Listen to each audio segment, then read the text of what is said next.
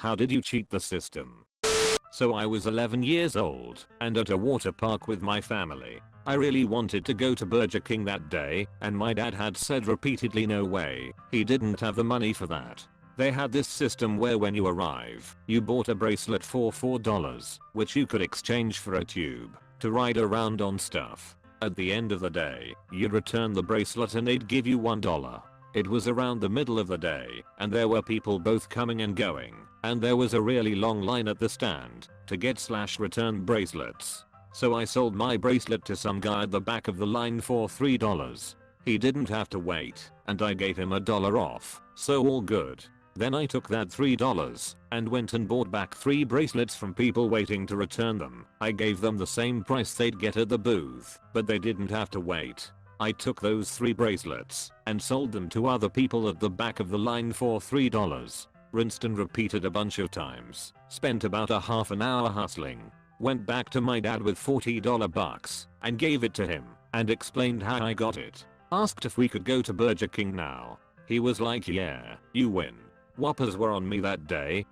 I was paying out of state tuition for college in Texas. I looked up all the ways I could get in-state tuition and there were 4 different ways. Marry a Texan. Own property in Texas for 1 year. Hold a job in Texas for 1 year. Own a business in Texas for 1 year. So naturally, I started a business. I registered my business with the state and filed taxes every quarter. I had 0 expenses and 0 income every quarter, so I paid nothing in taxes. 1 year later I got on that in-state tuition. It cost me around $200 to register my business, and it saved me tens of thousands of dollars. Small business owners make this world go round. Sat down and read my graduation requirements for university and went through all the classes that could cross across different fields. My university allowed for some classes to count twice if used for different degrees. In the public university system I graduated in 4 years with over 180 credit hours and 3 degrees, all for the same price as people who were taking the minimum amount of classes. I was informed by my old academic advisor that the university changed their rules after my graduation because of me. Brilliant. A pity that you were not able to effectively pass along this info to future students. May I ask what your 3 degrees were in? Just curious as to what 3 fields were related enough to have enough of a large overlap. In high school, my Spanish teacher had a stack of 30 nota cards with each of our names written on them. She would pick from those cards almost every day to choose who would answer the next question. In the first week of school, I saw the cards on her desk, saw mine on top, quickly took it, and threw it away. Never got called on the whole year. I used to be a teacher. A kid tried to do that, kind of in a joking way, and I caught him. The next lesson every time I pulled a name out I pretended it was his name, even though I was setting aside each name as I pulled it out. The rest of the class were highly amused. I work in an office next to a Walmart, so I walk there almost daily to eat lunch. Without fail I'll usually find discarded receipts on the ground from customers who litter or leave them in carts. I then use Walmart's savings catcher app and scan the barcodes in. The app price matches the items then refunds me the difference. If it was cheaper at a competitor, the funds can be redeemed at walmart.com. I made enough in a year to buy my kids a trampoline.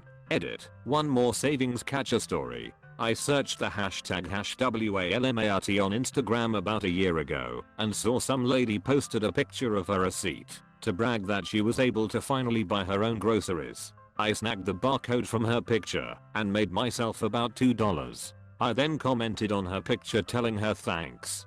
I sit in on college and graduate level courses without signing up or paying even the reduced audit fees. I simply show up on the first day of class early, wait for the teacher to be free for a minute, and ask if they mind. If I sit in 9 times out of 10 they'll let me sit in on lectures, 7 out of 10 on discussion groups.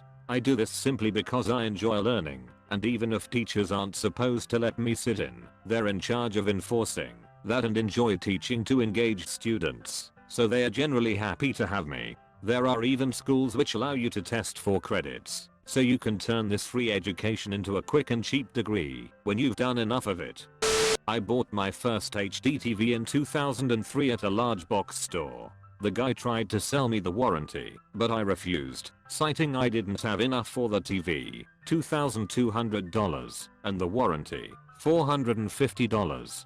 He took the price of the TV down to $1,700, so I would buy the warranty. A day after the TV was delivered, I went back to the store and returned the warranty. Edit. I don't sign in often, so the backlash is hilarious. I made my story short and sweet. There was a lot more to it. It was Future, a shop in Canada. The sales guy was an asshole. Without the warranty, he told me I needed to pay to ship the TV if it broke. It only had 90 days parts and 1 year labor. It was a very high pressure sale.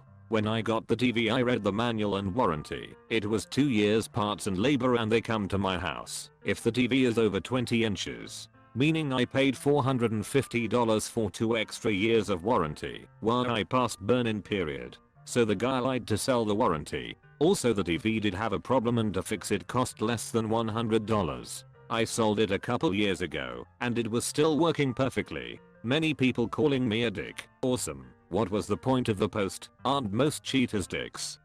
I buy regular tomatoes instead of cherry tomatoes and cut them up really small.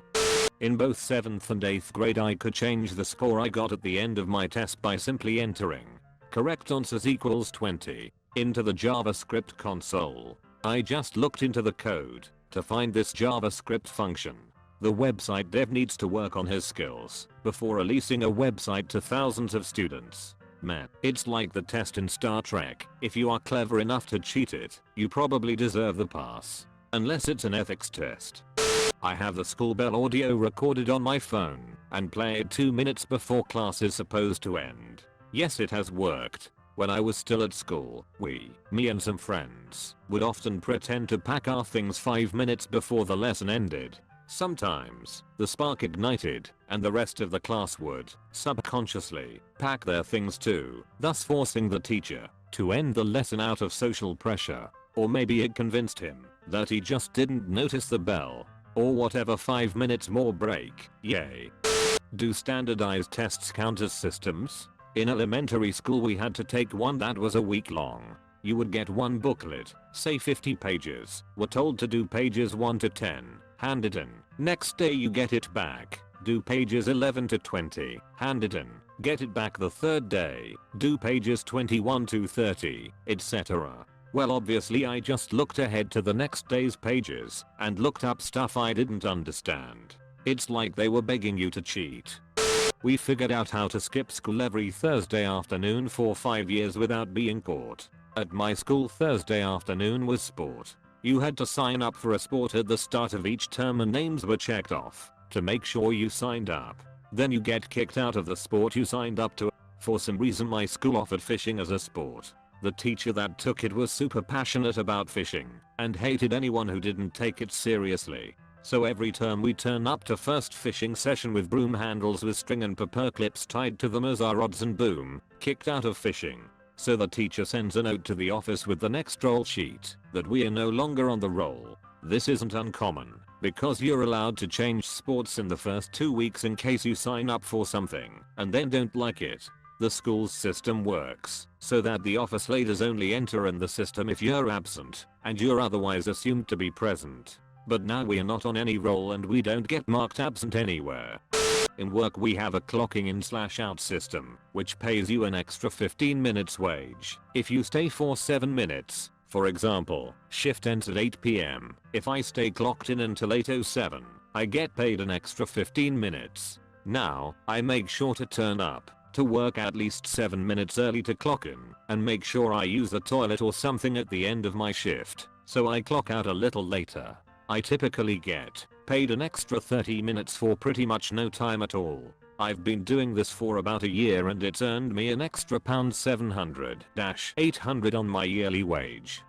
About 25 years ago I made an $800 purchase on a credit card. It was charged twice. The CC company called me to inquire about it, and I told them it was a duplicate. 10 minutes later they called again, so I explained again it was a duplicate entry. Apparently both reps deleted the charge, so I sat with a $800 balance for a few months until I closed the card and they sent me a check. Stealing? I guess so in the end, but I'm still sleeping pretty well. Back at the fast food place I worked for in high school, we would get half off everything including gift cards. I could buy a $20 card for $10 and then use that $20 card to buy more half off food, effectively turning $10 into $40. Unfortunately that didn't last too long.